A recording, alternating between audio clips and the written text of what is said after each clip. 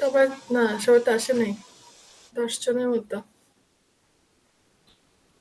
আমি ওইটা পরে আসলে এডিট করতে ভুলে গেছি, মানে সময় পাইনি, মিটিং থেকে সরাসরি বের হয়ে আসছি। আমি ইয়েতে হোয়াটসঅ্যাপে লিখছি সবাইকে আগেরটাতে জয়েন দিতে, জাহিদকে বলছি বলে দিতে। জি ম্যাম, আগেরটাতে জয়েন হচ্ছে আমরা, প্রবলেম নেই। তো আমি এর মধ্যে যেটা করছিলাম, ওই যে ক্লাসরুমটা ক্রিয়েট করে দিছিলাম, সবাই জয়েন করছে আশা করি। গুগল ক্লাসরুম, সবাই ইনভাইটেশন পাইছো? জি ম্যাম।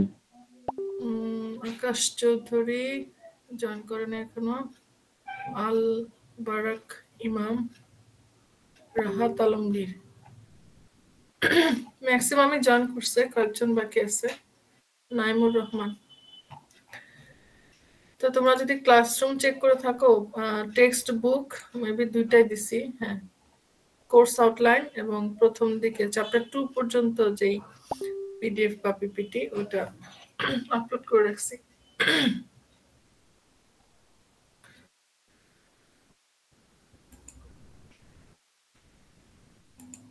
সো একসাথে করে রাখছি যাতে শুরুর দিকে তো একটু টাইম পাওয়া যায়, তোমরা একটু হলো দেখতে পারো। সিটি ওয়ান এই ক্লাসরুমে এখন যেগুলো আপলোড করা আছে, সিটি ওয়ান মিলে এইটার উপরেই হবে।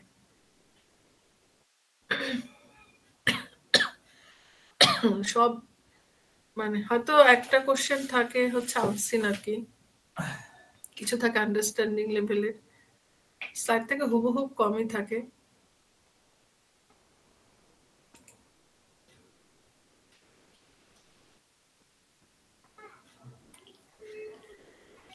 তাহলে কি শুরু করব নাকি আরেকটু অপেক্ষা করব? না ম্যাম, শুরু করে দিই।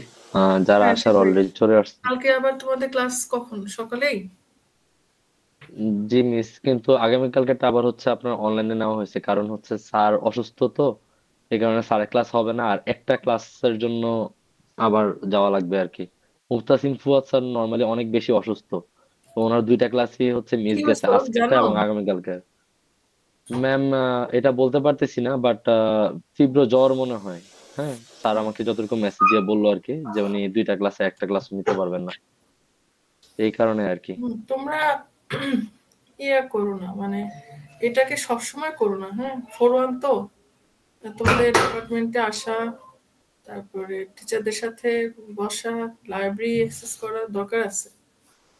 আর যদি বাসায় থাকো তাহলে সেটাকে ইউটিলাইজ করতে হবে। আমি কিন্তু বরাবরই বলে আসতেছি 4-1 কিন্তু অনেক চাপ। শুরু থেকে কিন্তু একটু তোমাদের ওই টাইম ম্যানেজমেন্ট বা টাইম স্কেজুলটাকে ভাগ করে নিতে হবে। আগে আমরা ছোটবেলায় যেমন করতাম না, to do to do list জি, করতে হবে। To do list. হ্যাঁ, টু ডু লিস্ট না করলে পরে কোলানো যায় না, মাথা খারাপ অবস্থা হয়ে যাবে। আরেকটা হলো যে যদি এরকম হয় যে ধরো বেশিরভাগই তো আমরা কোর্স টিচাররা অনেক সময় ফিক্সডই থাকি, তাই না? যদি এরকম হয় তোমাদের আগের কোর্স টিচাররাই আসছে, সেক্ষেত্রে তোমরা স্টাডিগুলো আগে থেকে করতে পারো। আর আমি কোর্সের চাইতে বেশি আছে 400, আমি বলবো তোমরা 400 একটু ইয়া করো, এই সময়টা কাজে লাগাও। আজকে আশরাফি, দেখি আমি লেকচার শেষ হতে কতক্ষণ, এরপর তোমাদের সাথে কথা বলবো। Okay ma'am. ওকে, আমি শুরু করি তাহলে। ওই যে ক্লাস লেকচার 1টাই আজকে আমি তোমাদের সাথে জাস্ট একটু ইন্ট্রোডাক্টরি, তো ওটা শেষ করে দেব।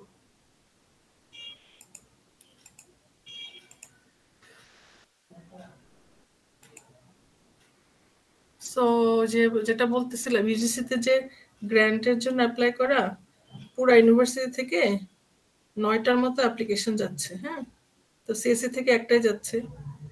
এখন দেখা যাক, দোয়া করো যদি ইয়া হয়, সাকসেস হয়। আচ্ছা, এইটা ক্লাসরুমে, এই যে তোমাদের ভিডিও লেকচার 1 তো আমি ক্লাসে ওই দিন দেখাইলাম, প্রথম ক্লাসে মেবি। তো আজকে যেটা ইন্ট্রোডাক্টরি, এটা অলরেডি আমি দিয়ে রাখছি, হ্যাঁ, এটাও একেবারে ইন্ট্রোডাক্টরি স্লাইড, কিছু জিনিস আসছে বই থেকে। আচ্ছা, বইটা কি তোমাদের আমি দেখাচ্ছিলাম, মানে কোন চ্যাপ্টারে কি আছে? না মিস, স্লাইড শুধু দেখানো হয়েছিল আর কি, বই দেখানো হয়নি। ও, এটা কি এখন আলোচনা করব? ম্যাম বইটা দেখলে কি আমরা কি কিছু হলে বুঝতে পারবো? যদি হয় তাহলে আগে আমরা হ্যাঁ, বইটা দেখি, বুঝতে তারপর পারবো। হ্যাঁ, স্লাইডটা দেখি তারপরে। হ্যাঁ, বই দেখলে বুঝতে পারবা। মানে ওই যে সূচিপত্রটা আছেই, বই। এটা হচ্ছে ফোর্থ, হ্যাঁ, এটা থার্ড। তো আমার তো থার্ডটাই আগে থেকে ছিল, ওটাতে এই জন্য হাইলাইট করা আর কি, পড়ার সময় একটু কালার করতে দেওয়া ছিল।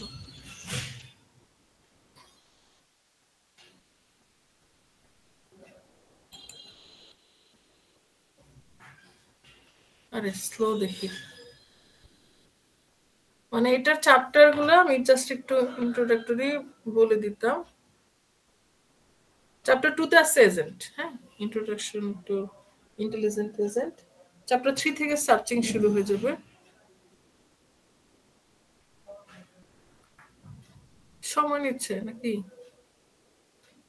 ম্যাম ডাউনলোড করে নেবেন। ডাউনলোড করতেই তো গেলাম, ওই যে ও আচ্ছা, এখন হচ্ছে, হ্যাঁ, স্ক্যানিং এর স্ক্যান হচ্ছে, হচ্ছে। এখন হচ্ছে।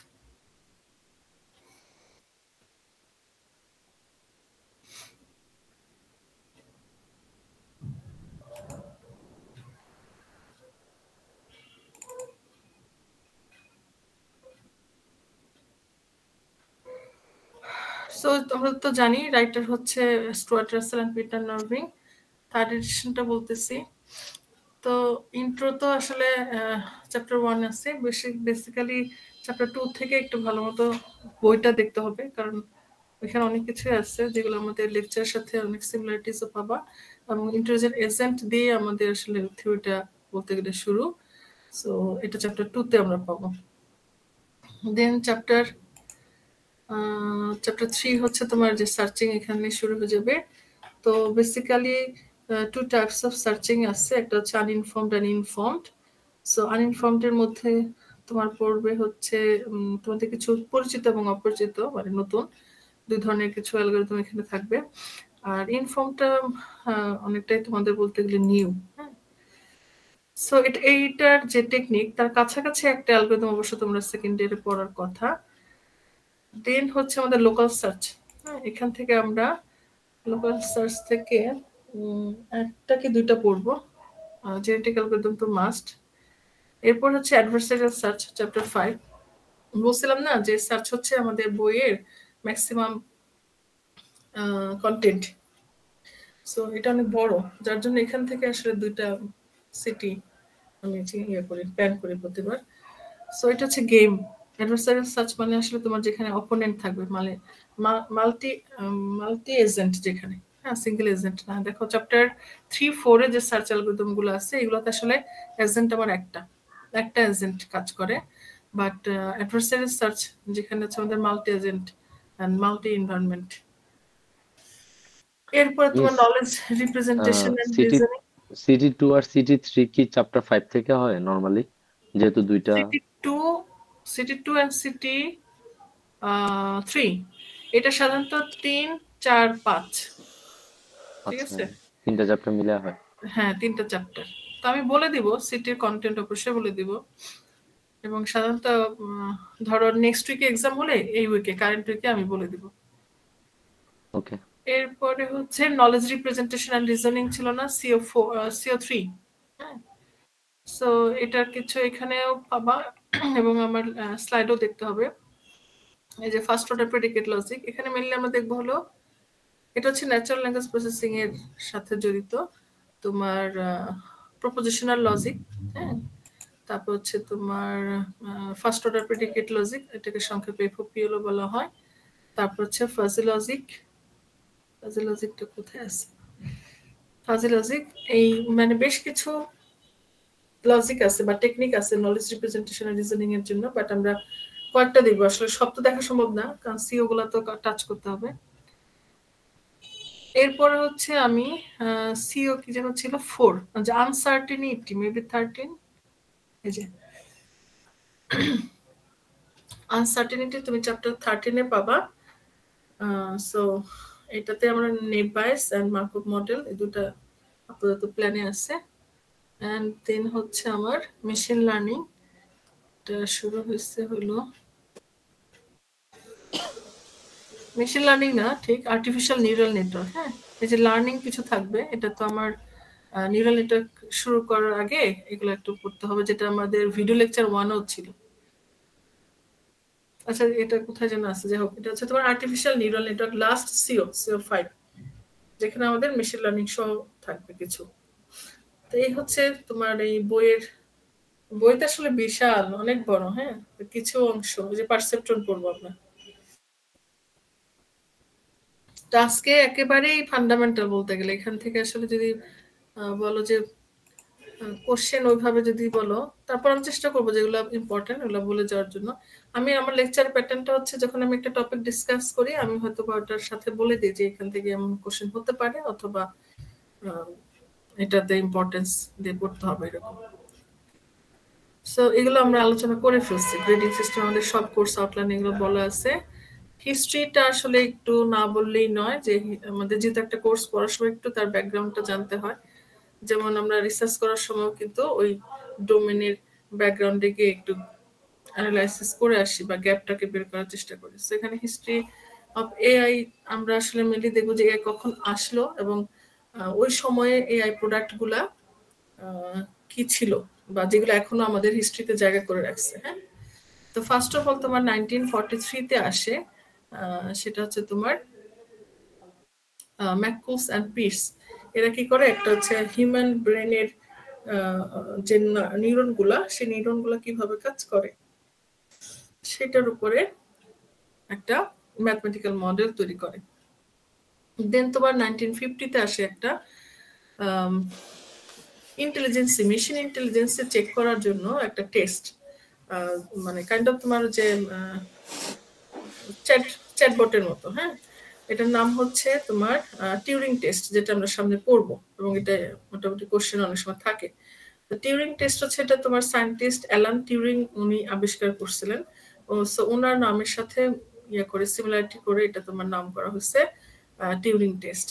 তো এটা কিন্তু ফার্স্ট তোমার টেস্ট, যার মাধ্যমে মেশিন যে হিউম্যান লাইক ইন্টেলিজেন্সি প্রকাশ করতে পারে, তার টেস্টটা করা হয়েছিল।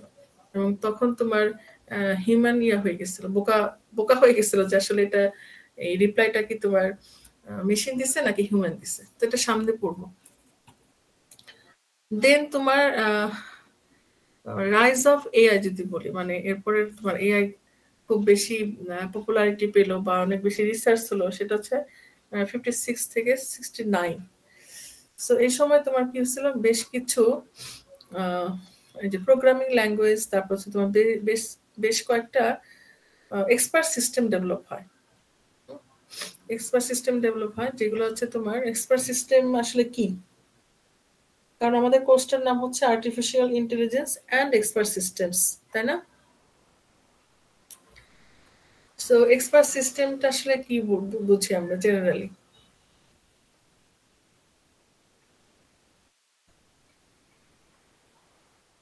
ধরো আমরা যখন কোনো ডক্টর ভিজিট করতে যাই, হ্যাঁ, তখন কিন্তু আমরা কি করি, যেই প্রবলেমের জন্য আমি ডক্টর কাছে যেতে যাচ্ছি, সেই প্রবলেমের উপরে বা ওই ফিল্ডে কোন ডক্টর খুব ভালো, তার মানে খুব ভালো ডিগ্রি আছে, এক্সপার্টাইজ আছে, বা তার ওই ফিল্ডে ভালো রেপুটেশন আছে, এগুলো আমরা মানে যাচাই বাছাই করে তারপরে কিন্তু যাই, তাই না? সিলেক্ট করি যে অমুককে দেখাবো।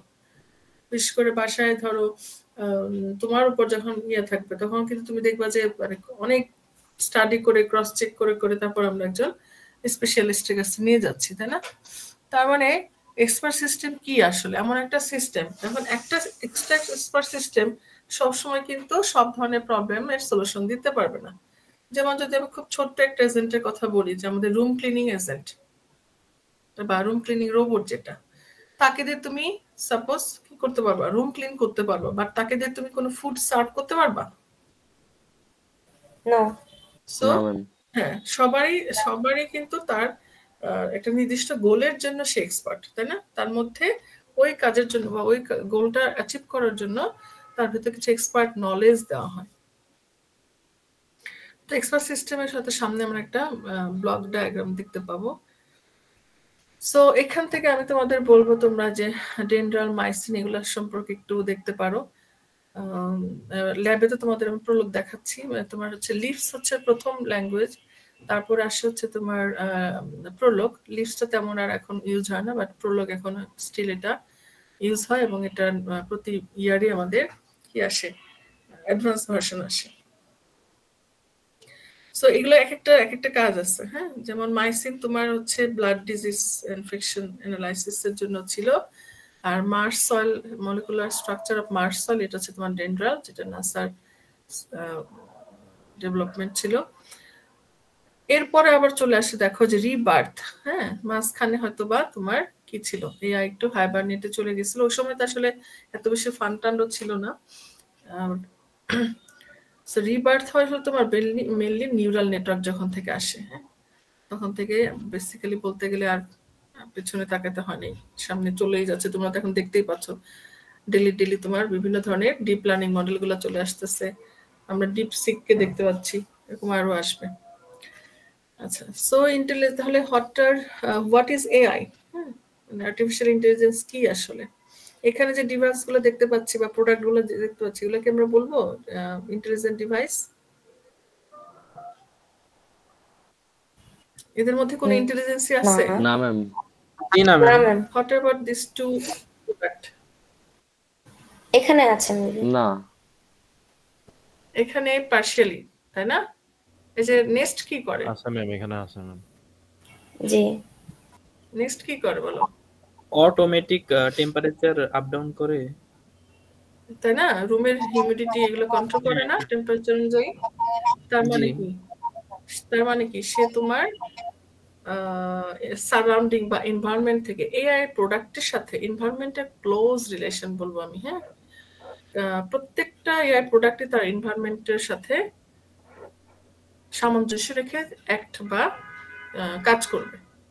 সো ও যে তোমার ওকে যে রুমে রাখবা, সেই রুমের টেম্পারেচার, হিউমিডিটি এগুলো কিন্তু সে কাইন্ড অফ ইনপুট নিয়ে ওটা আবার কন্ট্রোল করতে পারে, মানে মানুষ যাতে অ্যাডজাস্ট করতে পারে সে লেভেলে নিয়ে আসতে পারে।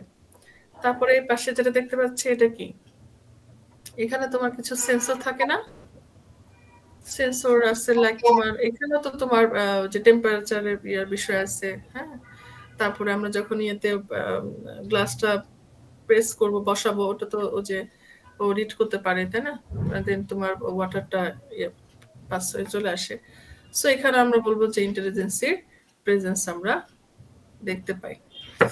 দেখো ইন্টেলিজেন্সের ডেফিনিশন, এটা তোমার এক একজন এক এক ধরনের ডেফিনিশন ক্যারি করছে। যেমন তোমার আমেরিকান ফিজিওলজিস্ট ডেভিড ওয়েসলার, তার মধ্যে হচ্ছে the capacity to act purposefully with the environment, ঠিক আছে।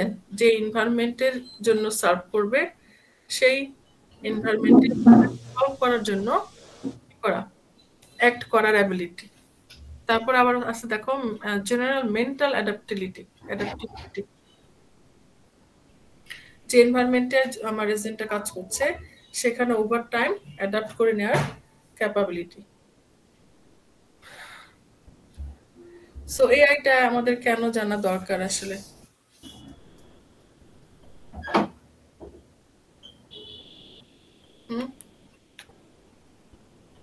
কি মনে হয়? আমরা তো প্রতিদিন বলতে গেলে ইউজ করছি, এখানকার অনেক কিছুই না। এখানে তো সব ছবি বা ইয়া নিয়ে আসা সম্ভব না, ক্লিপ আর্ট অল্প কিছু আছে।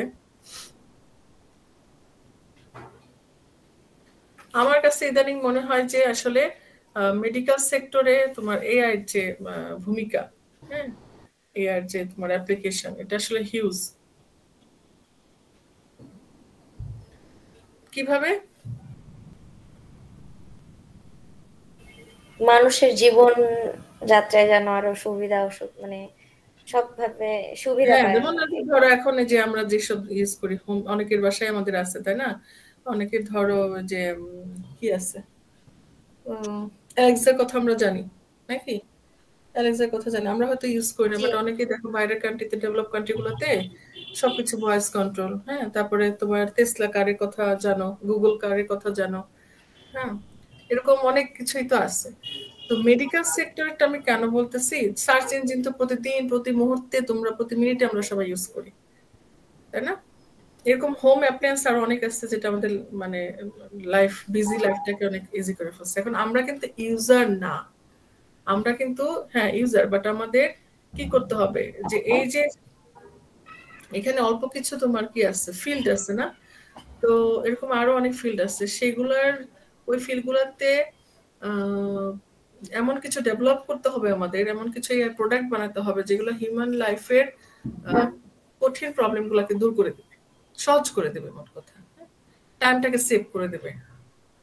তো মেডিকেল সেক্টরের কথা আমি কেন বলতে চাই যে দেখবা যে অনেক কঠিন বা সূক্ষ্ম সার্জারি যেগুলো তোমার হয়তো আগের সময়ে টাফ ছিল অনেক, মানে অনেক অপারেশন ছিল না বা সার্জারি ছিল না যেখানে হিউম্যান হ্যান্ড শুধু হ্যান্ডের মাধ্যমে করা লাগতো, কিন্তু এখন কিন্তু দেখো ডক্টররা নিজেরাই স্ক্রিনে সবকিছু দেখছে, তাই না?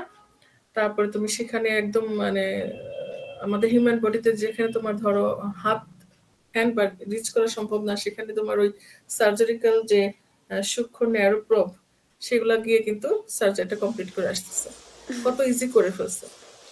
সো আমাদের দেশে খুবই মাইনর একটা ইফেক্ট আমি দেখতে পাই, আমাদের যে একটু কি বলা যায় একটু ভালো কোয়ালিটির হসপিটাল গুলো আছে, বাট বাইরের দেশে কিন্তু আরো অনেক অ্যাডভান্স, আরো অনেক অ্যাডভান্স। যেমন বাইরে তোমার যে ফুড সার্ভিং বলো, হ্যাঁ, তারপরে হচ্ছে তোমার কি বলে আমরা যে লাইনে দাঁড়াই, হ্যাঁ, অনেক লম্বা সময় লেগে যায়, বেশ কিছু কাউন্টারের যে কাজগুলো আছে সেগুলো কিন্তু অটোমেটিক হয়ে যায়। তো আশা করি সামনে আমাদেরও হবে এবং সেগুলো তোমাদের মাধ্যমে আসতে হবে, আমাদের নিজেদের ডেভেলপ করতে হবে এগুলা। এরপরে আছে যে দেখো শুধুমাত্র এই যে আমাদের রিয়েল লাইফের ইয়াগুলাই না, সায়েন্স ফিকশন এআই, যেটা আমরা বলি সায়েন্স ফিকশন এআই, আমাদের কিছু মুভি আছে না, তোমরা তো দেখোই, তোমার তো খুব ভালো ধারণা না, এখানে যে ক্যারেক্টার গুলো আছে দেখো এই ক্যারেক্টার গুলো অনেক সময় আমাদের খুব রিয়েল মনে হয়েছে, তাই না? ক্যারেক্টার গুলোকে চিনতেছি? Yes, ma'am. এটা তো ওয়ালি, Hmm. এটা কি? The Terminator. হ্যাঁ টার্মিনেটর, এটা হচ্ছে ম্যাট্রিক্স মনে হয় না, হ্যাঁ। আমি সবকটার নাম বলতে পারবো না। এটা হচ্ছে কি R2? Agent Smith. এটা স্টার ওয়ার্স এর। হ্যাঁ, সো এই যে দেখো এই যে এটা তো কয়েকটা, এরকম তো অনেক হাজার হাজার মুভি আছে। সো সায়েন্স ফিকশনেও কিন্তু আমাদের এআই এর অ্যাপ্লিকেশন আছে, ঠিক আছে? সো যদি এর আসলে ফর্মাল ডেফিনিশন জানতে চাই, এটা আসলে অনেকেই অনেকভাবে ডেফিনিশনটা ইয়ে করছে, বাট এআই সবচেয়ে কি বলবো সিস্টেমেটিক অ্যান্ড অ্যাকসেপ্টেবল ডেফিনিশন, সেটা হচ্ছে আমাদের যে টেক্সট বুক, হ্যাঁ, পিটার নরভিং অ্যান্ড স্টুয়ার্ট রাসেল, এই দুইজন অথরের কি বলা যায় অথরের মতামত অনুযায়ী যে এআই ডেফিনিশন সেটা হচ্ছে এটা, যেটা কি করে is a discipline that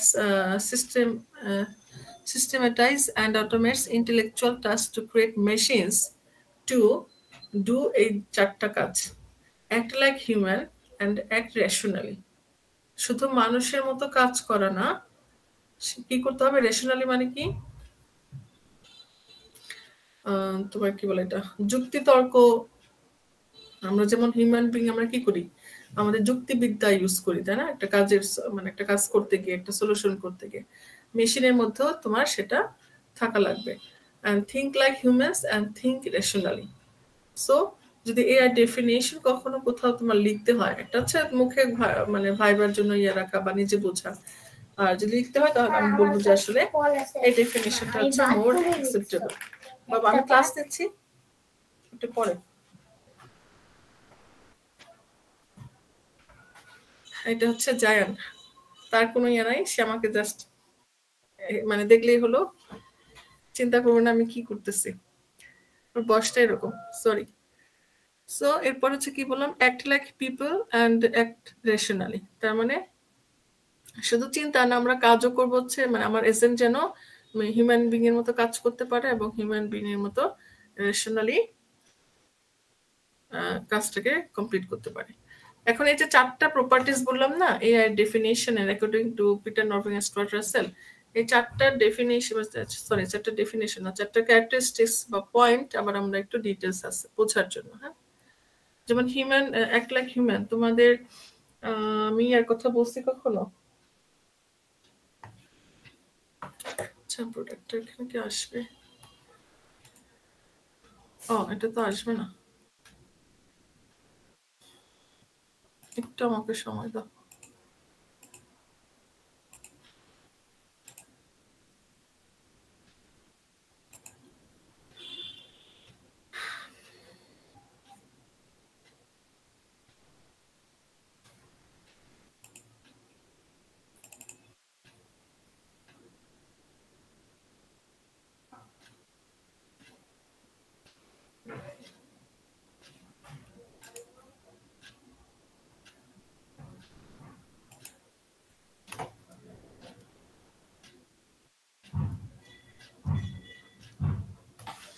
তোমাদের আমি বিভিন্ন সময় হয়তো বা দিয়ে থাকবো, হোমওয়ার্কের কথা বলি, তাই না? হোমওয়ার্কের কথা কেন বলি? যেগুলো আসলে তোমরা একটু স্টাডি করলে অনেক কিছু জানতে পারবা।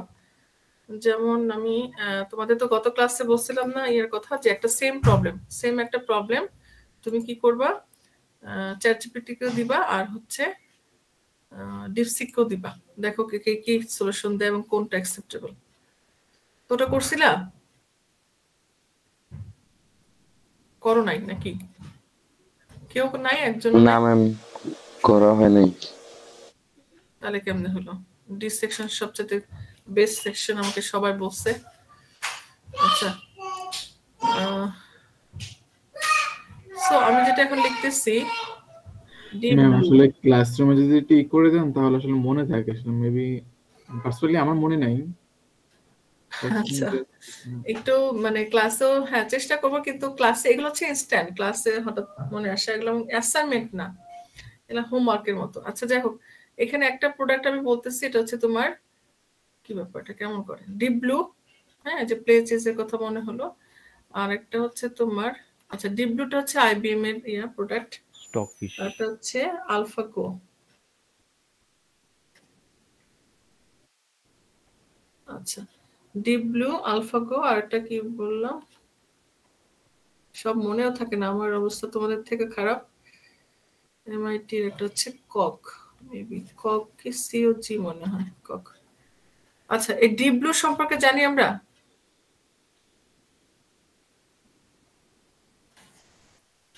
না মনে হয়, হ্যাঁ মনে হয় শুনি নাই।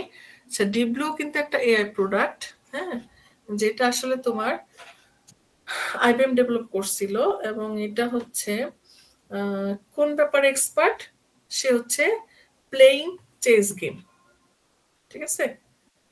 তো তোমরা মনে হয় জানো, এটা হয়তো বা কখনো শুনে থাকবা, যে বিশ্ব সেরা চেস প্লেয়ার কে ছিল?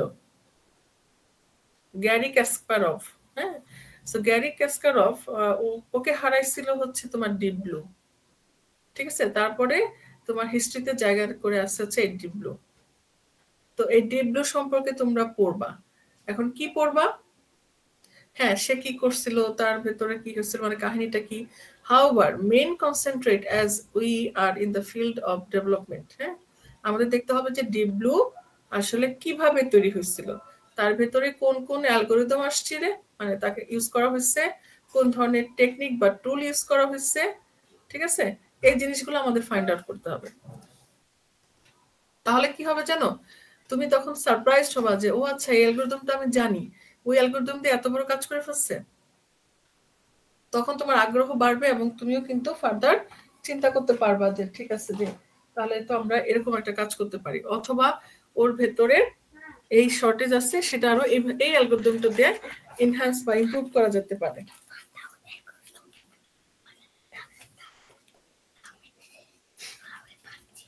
আচ্ছা বাবা, আমি একটু পরে পাঠাই, আমি ক্লাসে আছি বাবা।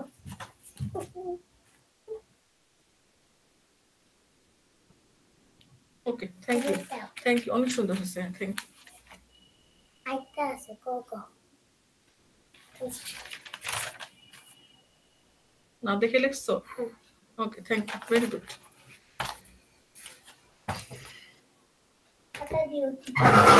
এন্ড হচ্ছে তোমার আলফাগো। আলফাগো হচ্ছে, এটা হচ্ছে সম্ভবত গুগলের, হ্যাঁ এটা সম্ভবত গুগলের।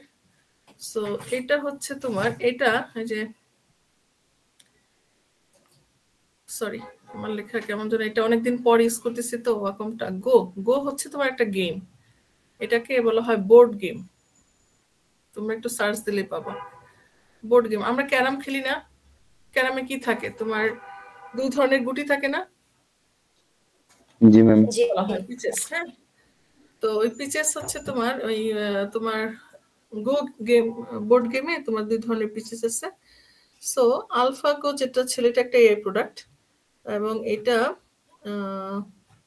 গো হচ্ছে একটা গেম, এবং এটা সাধারণত তোমার কোরিয়া, চায়না, জাপান এই দিকে তোমার বেশি পপুলার একটা গেম। সো এটা যখন আসে আলফাগো, তখন পর্যন্ত বিশ্বের তোমার ফেমাস গো প্লেয়ার ছিল মনে হয় তোমার দক্ষিণ কোরিয়ার লি সেডল। হ্যাঁ, লি সেডল ওকে হারাইছে হচ্ছে আলফাগো, বুঝতে পারছো? সো দেখো যে তোমরা নিজেরাই দেখো, ধরো তুমি যদি কেউ যদি খুব ভালো চেস লাভার হও, সে কিন্তু তোমার কাজিন বা অন্য কোনো একটা সুযোগ পালে খেলতে বসো, তো সেখানে কি পরিমাণ আমাদের হিউম্যান ব্রেনের ওই যে পারমুটেশন কম্বিনেশন, হ্যাঁ কত ধরনের কম্বিনেশন হতে পারে। এবং এগুলো সাধারণত গেম, যেগুলো তো 2 প্লেয়ার গেম না, এই গেমগুলোতে কি হয় যে তুমি যখন একটা গুটি মুভ দিবা, তুমি কিন্তু পুরো বোর্ড দেখতে পাচ্ছ যে তোমার গুটিগুলো কোথায় আছে, অপোনেন্টের গুটিগুলো কোথায় আছে। তুমি যখন মুভ দিচ্ছ, তখন তোমার একটা গুটি মুভ দেওয়ার আগে কিন্তু চিন্তা করতেছো যে তুমি ওই গুটিটা মুভ করার পরে তোমার যে অপোনেন্ট প্লেয়ার, সে তার গুটি কোনটা কোথায় মুভ দিতে পারে, এরকম একটা অ্যানালাইসিস করেই কিন্তু তুমি তোমারটা মুভ দিচ্ছ, রাইট? Yes ma'am. এই এই যে আমাদের রেশনালিটি বা আমাদের কগনিটিভ অ্যানালাইসিস, সেটাকেও তোমার ওভারকাম করে ফেলছে কে? ডিপ ব্লু বা আলফাগো। তার মানে তাদের মধ্যে কতটা কি বলবো আমি, অ্যাডভান্স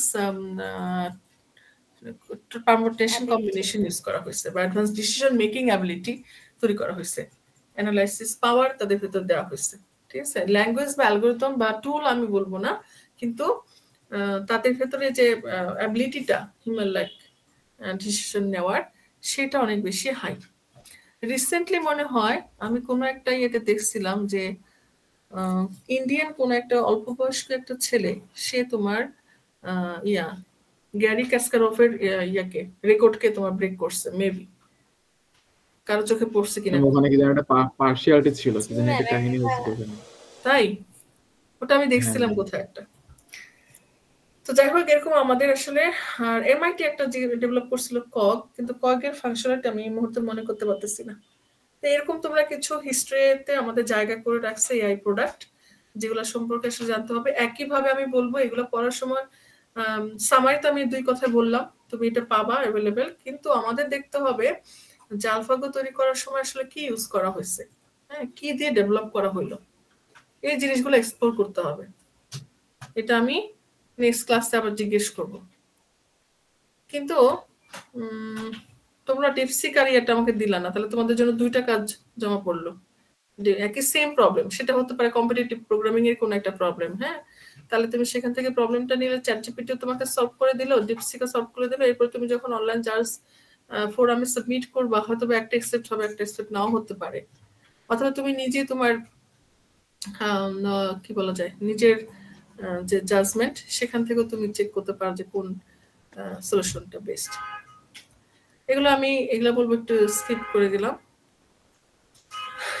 এরপর হচ্ছে টিউরিং টেস্ট আমাদের, যেটা বলতেছিলাম যে 1950-তে তোমার ফার্স্ট একটা চ্যাটবট, মানে মেশিন ইন্টেলিজেন্স চেক করার জন্য একটা কাইন্ড অফ চ্যাটবটের মতো টেস্টিং একটা ইয়ে আসে, সেটা হচ্ছে তোমার অ্যালান টিউরিং ডেভেলপ করছিল। এই ফিগারটা দেখো, একদিকে তোমার সাপোজ একটা রুমে পার্টিশন করা আছে, একদিকে হচ্ছে হিউম্যান ইন্টারোগেটর, আরেকদিকে হচ্ছে তোমার হিউম্যান, আর সাথে হচ্ছে তোমার একটা এআই সিস্টেম। তো এখন এই পাশ থেকে কি করা হচ্ছে, তোমার সেট অফ কোশ্চেন্স এদেরকে দেওয়া হচ্ছে, তো ওইটার এগেইনস্টে তারা কি করতেছে, রিপ্লাই দিচ্ছে। হ্যাঁ, তো যে এখনো কিন্তু আমরা বিভিন্ন সময় বিভিন্ন কি বলা যায়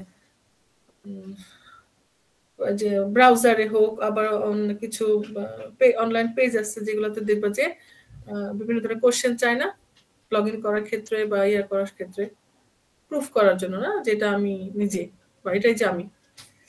তো যাই হোক, এখানে কোশ্চেন গুলো যখন পাঠানো হচ্ছিল, সেরকম যখন রিপ্লাই দেওয়া হলো, একটা সময় গিয়ে একটা সময় গিয়ে রিপ্লাই যেগুলো আসলো সেগুলো যে সিস্টেম দিচ্ছে, মানে হিউম্যান বিং দেয় নাই, সেটা সে ধরতে পারেনি। এই পাশে যে হিউম্যান ইন্টারোগেটর সেটা ধরতে পারে নাই, যেটা সিস্টেম থেকে, এআই সিস্টেম থেকে আসছে। তো সেই কত আগের কথা দেখো, 1950-তে।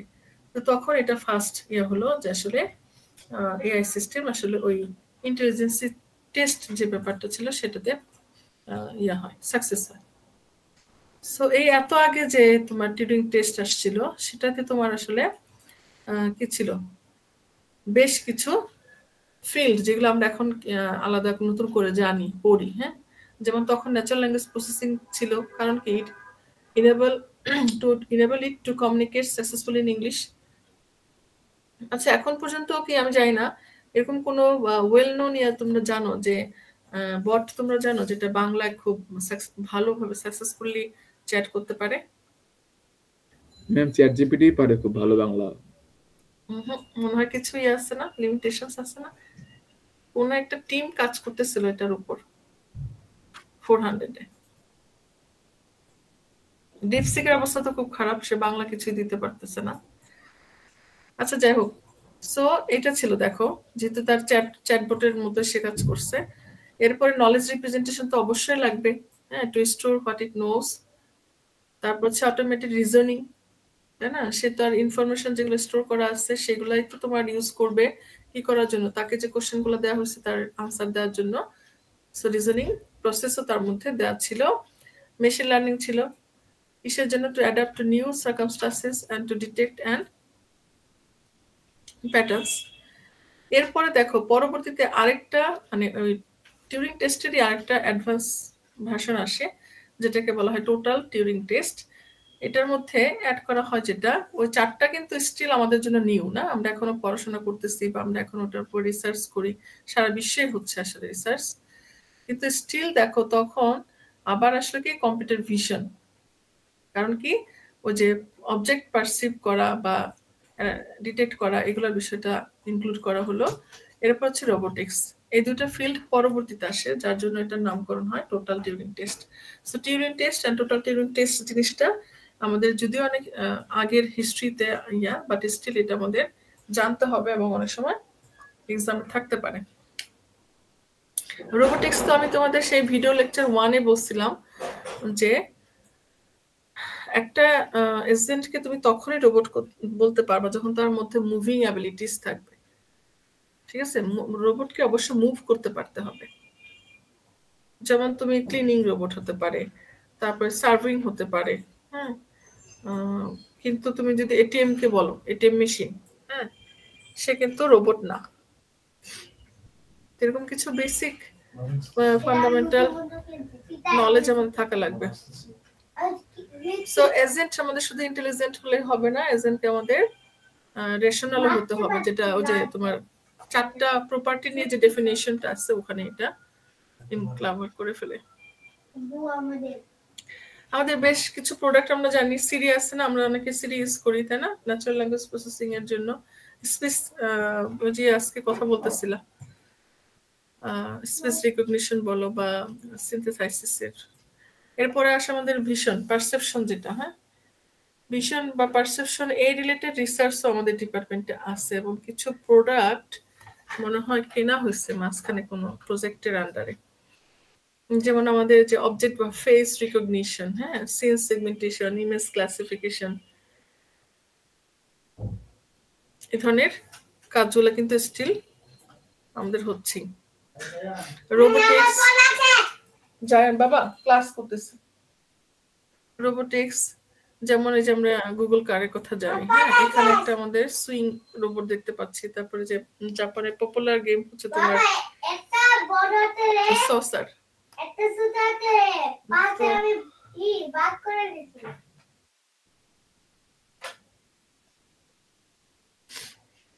আচ্ছা, নলেজ তোমাদের ল্যাবে আমার সাথে অন্য সব ল্যাবেই তো হওয়ার কথা। মানে আমরা ল্যাবে কাজ করতেছি প্রোলগের উপর, তাই না? প্রোলগ দিয়ে আমরা কি করি আসলে? নলেজ বেস বানাই না? তার মানে কি আমরা নলেজটাকে রিপ্রেজেন্ট করতেছি নাকি? প্রোলগ দিয়ে নলেজ গুলাকে রিপ্রেজেন্ট করতেছি না?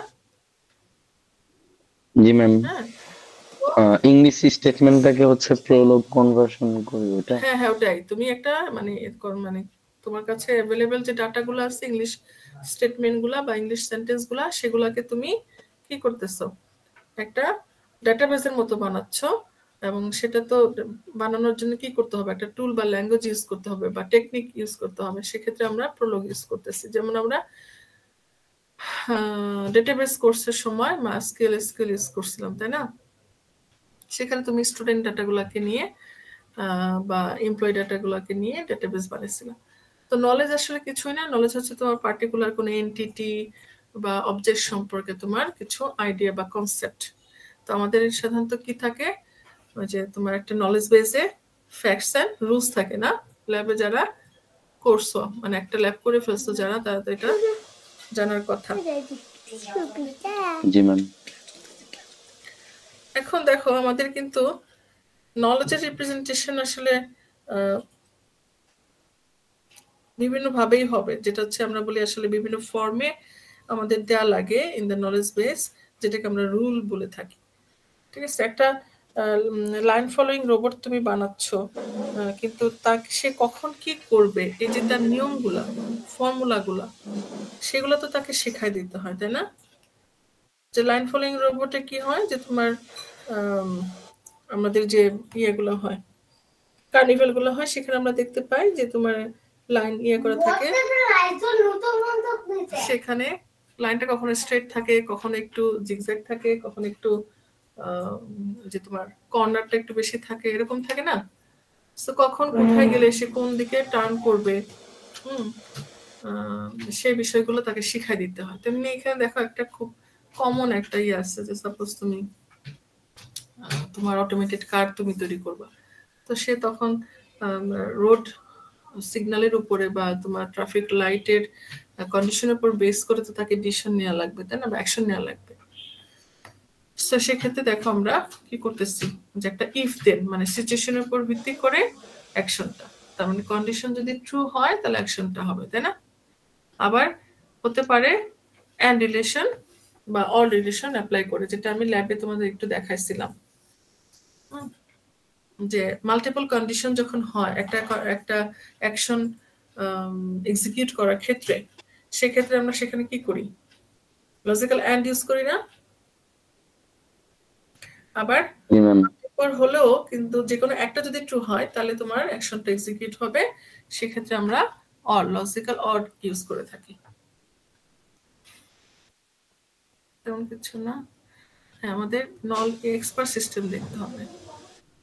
এটা হচ্ছে types, procedural, declarative, heuristic, data information নলেজের মানে ক্লাস ডিফারেন্স, এটা ইম্পর্টেন্ট। তোমার একটা এক্সপার্ট সিস্টেমের আসলে মেইন বেসিক বিল্ডিং গুলা, ব্লক গুলা কি আসলে? একটা এক্সপার্ট সিস্টেমে দেখো কি থাকে আমাদের, অবশ্যই একটা নলেজ বেস থাকবে। তোমার যেখানে তোমার নলেজ বেসটাকে আমি কি বলি, যে অন্যভাবে যেটা বলি ডেটাবেস, যেখানে আমাদের ফ্যাক্টস এন্ড রুলস থাকবে। তারপরে তোমার থাকবে একটা ইউজার ইন্টারফেস, হ্যাঁ, যেটা হচ্ছে নলেজ অ্যাকুইজিশন মডিউল যেটাকে বলা হয়।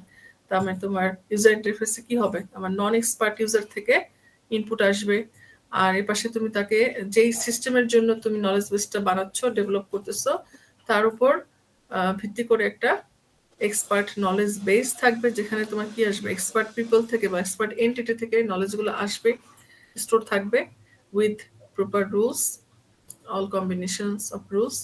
এরপরে তোমার থাকবে কি একটা, দেখো, রুল ইঞ্জিন বলা হয়, অথবা ইনফারেন্স ইঞ্জিন যেটা বলা হয়, এক্সপ্লেনেশন মডিউল, যেটা কি করা হয়, এই নলেজ বেসের উপর আমার যে ইউজার ইনপুটগুলো আছে বা কোয়েরিজগুলো আছে, সেই কোয়েরিজগুলোকে নলেজ বেসের উপর তোমার অ্যানালাইসিস করে, তারপর হচ্ছে প্যাটার্ন ম্যাচ করে তোমার কি করা হয়, নন এক্সপার্ট ইউজারকে তোমার ইনফরমেশনটাকে দেওয়া হয়, যেটাকে আমরা বলতেছি অ্যাডভাইস।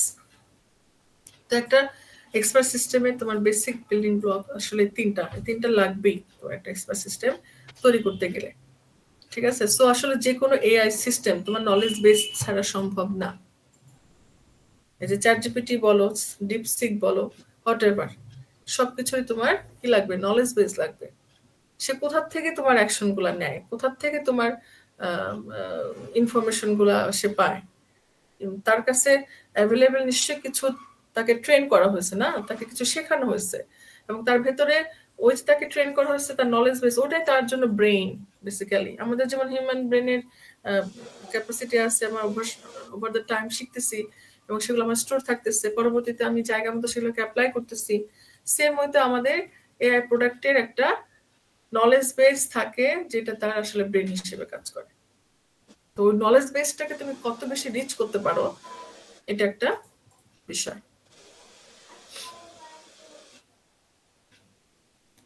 সো এটা ছিল মোটামুটি আমাদের ইন্ট্রোডাক্টরি লেকচার। সো এটা কম হলেও এখানে মানে কোশ্চেন করার মতো ইয়ে আছে, কন্টেন্ট আছে। হ্যাঁ, সো তোমাদের কোনো কোয়েরিজ আছে কিনা বলো। নেক্সট ক্লাসে আমি চ্যাপ্টার 2 শুরু করে দেবো ইনশাআল্লাহ। হ্যালো, শুনতে পাচ্ছ? Okay ma'am. জি ম্যাম, এটা তো মাত্র পড়াইছেন, তো হচ্ছে আমরা পড়ি, আর যদি কোনো কোয়েরি থাকে আমরা নেক্সট ক্লাসে ওইটা চ্যাপ্টার 2 শুরুর আগে এটা ওভারকাম করে সো নেব।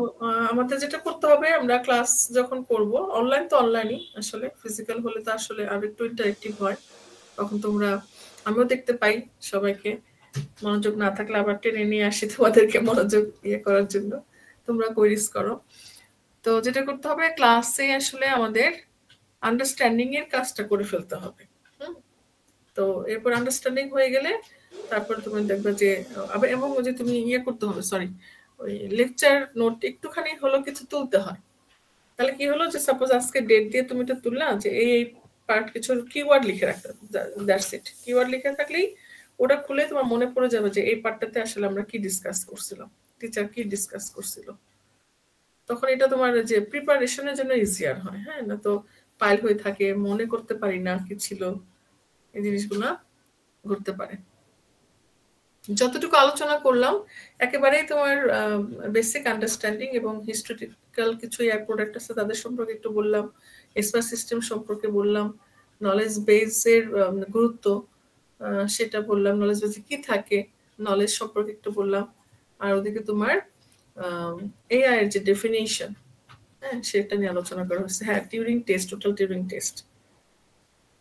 সো তোমাদের এটাও একটা ভালো ইয়া হতে পারে, প্র্যাকটিস হতে পারে, যে একটা লেকচার আলোচনা করার পরে বা ডিসকাস করার পরে সেখান থেকে কি পয়েন্টগুলোকে তুলে আনা, সেটাও তোমার পরবর্তীতে পড়াশোনার জন্য কাজে দেবে, মানে হাইলাইট করতে পারবো যে কোন জিনিসগুলো আমার এখানে পড়তে হবে। তাহলে তোমরা এটা দেখো, অলরেডি ক্লাসরুমে আছে। হ্যাঁ, এটা দেখো। আর আজকে যে কয়েকটা এয়ার প্রোডাক্টের নাম বললাম না, কোথায় যেন, এটা একটু হোমওয়ার্ক করবা। ওটা চলে গেছে, আমি যে সেভ ডিসকার্ড করছি তো চলে গেছে। জি ম্যাম, আলফাগোর ইয়াটা, ডিপ ব্লু, আলফাগো মানে তারা আসলে ওদেরকে কি দিয়ে তৈরি করা আছে, মানে কোন অ্যালগরিদম। হ্যাঁ, যেমন তোমার ইয়েটা আমি কোন একটা সময় একটু দেখছিলাম, বেশি দূর পড়া হয় নাই, সেটা হচ্ছে তোমার গুগল ম্যাপ। গুগল ম্যাপে সম্ভবত এস্টার তো অবশ্যই আছে, এস্টার আছে এবং তোমার মন্টি কার্লো আছে, তোমাদের বলছিলাম মনে হয় আমি। এই দুটো অ্যালগরিদম ইউজ করা হয়েছে, সাথে আরো কিছু থাকতে পারে। আচ্ছা, তাহলে তোমরা একটু স্টাডি করো। হ্যাঁ, ওকে মিস। অ্যাটেন্ডেন্সটা নিয়ে নিচ্ছি। আজকে কত? 9 তারিখ। 9 তারিখ, 9/2/25। আচ্ছা, ডেটটা নিচে চলে যাচ্ছে। দেখো, ফাহাদ প্রধান কি আছে? নাই। রেজওয়ান, আচ্ছা, জাহিদ, এমডি জাহিদুল ইসলাম, প্রেজেন্ট মিস। আলিফ, জি ম্যাম, ইয়েস ম্যাম। মাঝখানে আমি এসে 158 ওইটা আমার রেজিস্ট্রেশন হয় নাই, তো ওই জন্য মেবি তোলা হয় নাই। কি তুমি কি কত আইডি? 158 ম্যাম। 158 158 তার মানে হচ্ছে তুমি রেগুলার, তাই তো? হ্যাঁ ম্যাম। ম্যাম 151 দাঁড়াও আমি একটু মাইক্রোফোন সমস্যা হচ্ছে। ইনসার্ট করে দিই, আমাকে একটু বলো। 20 1158 58 একটু নামের বানানটা বলবা?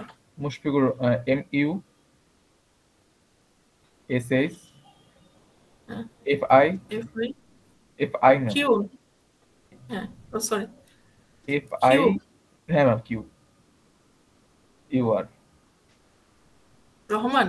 হ্যাঁ ম্যাম। সো আর কেউ আছে এরকম 58 এর পরে? আচ্ছা যাই হোক, তোমরা যদি সিরিয়ালে থাকো সিরিয়ালে বলো, আমার জন্য সহজ হবে। এগুলো পরে এই অনুযায়ী আমি সব মার্কস এন্ট্রি দেই, তো এই যে বিভিন্ন এখানে আমার ট্যাব বাড়বে আস্তে আস্তে, দেখবা নিচে আমার ট্যাব বাড়তেছে, সিটির মার্কস, মিডের মার্কস, 51 আছে। তো আমার সিরিয়ালটা হলে ইউকে আমি বসাতে সহজ হবে। হ্যাঁ কত? 51 হ্যাঁ ও আছে। তো আপনি তুমি আসছো? মুশফিকের নাম লিখতেছিলেন তো এই কারণে। আচ্ছা, এরপর মনে, ইয়েস ম্যাম। এরপর হচ্ছে তোমার সকাল। যারা ক্লাসরুমে জয়েন দাও নাই প্লিজ ক্লাসরুমে জয়েন দিও, আর ইনভাইটেশন না পেয়ে থাকলে আমাকে বললো। জানাতুল ফেরদৌস, দেন হচ্ছে Naimur Rahman, Ashrafi, present ma'am. Iffat, present ma'am. Sajib, yes ma'am. Rahat, present ma'am. Al Barak, yes ma'am. Abu Raihan, yes ma'am. Saimun, yes ma'am. Akash, Akash, তারপর হচ্ছে নাসরিন, নাসরিন নাই। আচ্ছা আমি সিআরদেরকে একটু বলবো, তোমাদের পার্সোনাল কিছু গ্রুপ থাকে না, হ্যাঁ সেখানে একটু তোমরা মেসেজ যেটা দিবা সবার জন্য, সিটি ওয়ানটা হচ্ছে কোথায়, CO1 এর উপর আমার, রাইট? এবং সিটি ওয়ানটা আমার কি ম্যান্ডেটরি। তো তুমি দেখো যে একজন স্টুডেন্ট যদি প্রথম 4টা 5টা 6টা ক্লাস মিস করে, সে কিন্তু সিটি ওয়ান মিস করার প্রবাবিলিটি অনেক হাই, এবং সিটি ওয়ানে খারাপ করবে এটা একেবারে বোঝাই যায়, সার্টেনলি বলা যায়। হ্যাঁ, তো সেক্ষেত্রে সিটি ওয়ান খারাপ করলে কিন্তু ওই যে তোমার ইনিশিয়ালি যেটা হয়, আমরা বলি যে ক্লাসের 30তে কেউ যদি এগিয়ে থাকো, পরবর্তীতে গ্রেড নিয়ে আসলে তো প্রবলেম হয় না। ক্লাসের 30তে 25 27 এরকম রাখতে পারলে তো মানে পরে আসলে খুব বেশি কষ্ট হয় না। তো আমি যেটা দেখতে পাচ্ছি যে যারা নাই তারা নাই, মানে বেশ কয়েকটা ধরেই নাই। তো নেক্সট হচ্ছে আমার চ্যাপ্টার 2 শেষ হলে কিন্তু আমার হয়তো বা 1টা কি 2টা লেকচার আমার হয়ে যাবে, 2টা লাগবে মনে হয়। তারপরে আমার সিটি 1 কিন্তু ডিক্লেয়ার করে দিব। মেহের, এটা কি মেহেরবা জামান, ইয়েস ম্যাম। এরপর হচ্ছে Sadia, Sadia absent. Sohanur Rahman, yes ma'am. Samin, present ma'am. Mehedi, Ashraf, Ashraf, then হচ্ছে ফাহমিদা, সঞ্জিত আমিন, শেখ সঞ্জিত আমিন, তানজিনা, প্রেজেন্ট ম্যাম। এরপর হচ্ছে আসিয়া আক্তার, ইয়েস ম্যাম। এরপর হচ্ছে Abidur, present ma'am. Azlina Arabi, present ma'am. Afia, present ma'am. Khadija Akter, yes ma'am. Abdullah, yes ma'am. Jahidul, present ma'am. Mumtahina, Sadman, present ma'am. Tarak, present ma'am. Siam, present ma'am. Drishti, present ma'am. পামি, present ma'am. আর কেউ আছে?